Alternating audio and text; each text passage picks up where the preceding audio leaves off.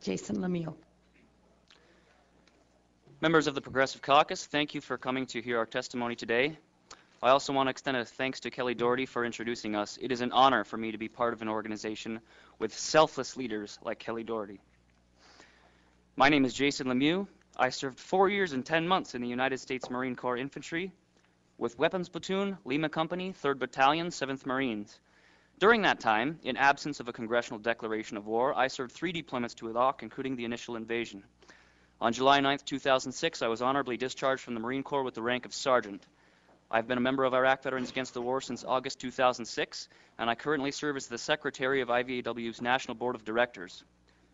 The written testimony I submitted today illuminates how unit loyalty and camaraderie, psychological trauma, lack of strategic guidance, command complicity, and our national insistence on minimizing short-term casualty rates all lead to widespread destruction of civilian life and property in Iraq and make rules of engagement for all practical purposes unenforceable, all of which I'll note has historical precedent and could have been anticipated before the invasion began.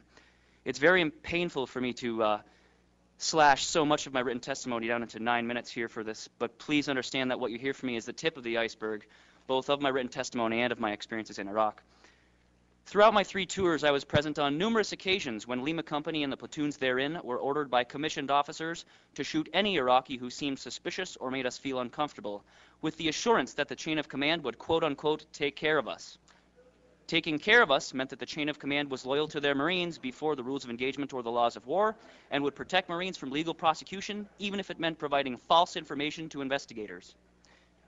In the summer of 2005, I was preparing to finish my 4-year contract just as 3rd Battalion, 7th Marines was gearing up for a 3rd deployment to Iraq, this time to Ramadi. I voluntarily extended my enlistment contract by 10 months to redeploy with 3-7 for a 3rd tour.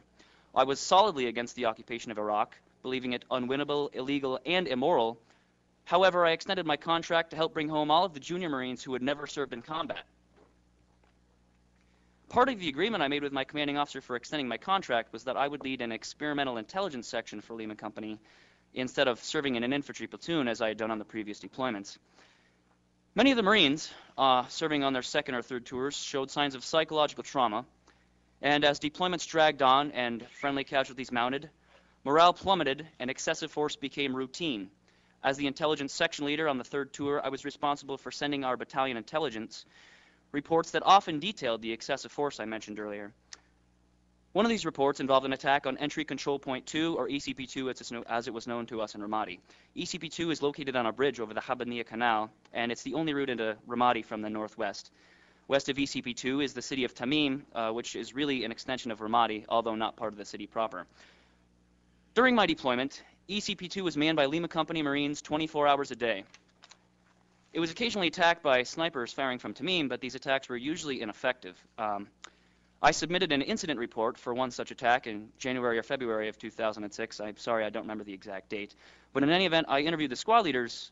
I interviewed multiple squad leaders from 2 different platoons separately and cross-checked their information to collect the information that I would use to submit my report. I was also required to send account of all ammunition expended with my report.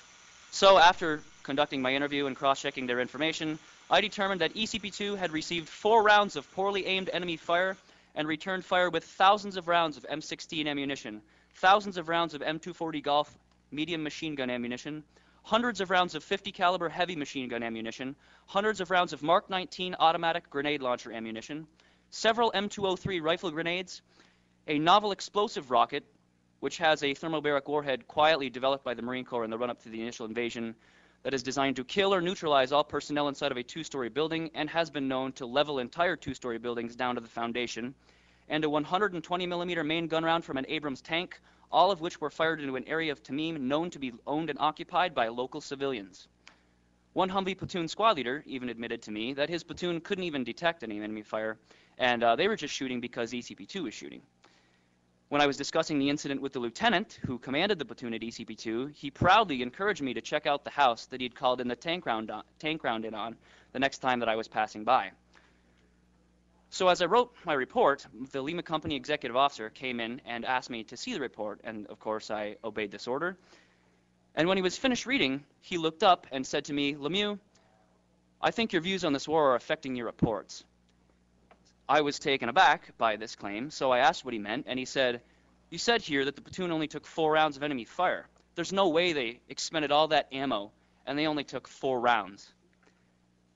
Now I was shocked that the executive officer would accuse me of lying, and furthermore that he did not understand Marines routinely use such excessive force in Iraq, especially the platoon in question. So I informed him that such behavior was in fact routine, and I had interviewed multiple squad leaders separately and cross-checked their information to confirm the numbers in my report. So after I finished explaining all of this to him, he stared at the report for a moment before saying, "We can't send this report to Battalion saying they expended all that ammo for only 4 rounds.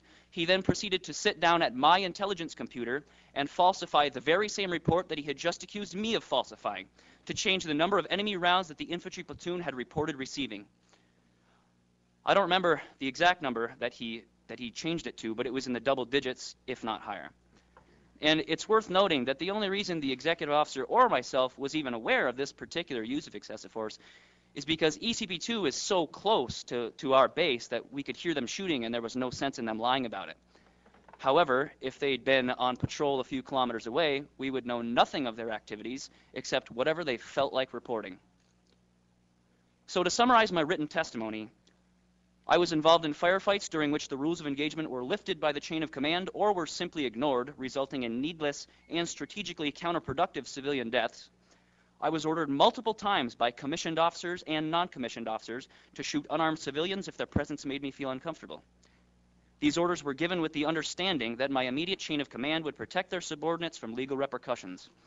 In my unit, which I believe is representative of most serving in Iraq, the primary loyalty is not to democracy or to the flag or to America or to the Iraqi people or to the rule of law. It is to each other's safety at the expense of everything else. There were 2 separate instances in which commissioned officers ordered me to falsify reports of incidents involving civilian casualties. Cover-ups of excessive force were routine and effective, usually reaching no higher than the platoon level throughout my 3 tours. Contrary to what some military commanders have reported, Anbar civilians assumed responsibility for their local security in the quote-unquote awakening because of what al-Qaeda in Iraq had done wrong and what we had failed to do right, not what we're doing right now. And finally, 3rd Battalion, 7th Marines' focus on counterinsurgency operations caused its readiness to perform conventional military operations to severely decline throughout my service. This decline must be attributed not only to the physical, but also to the inevitable mental and moral factors of service in the Iraq occupation. Thank you for your time.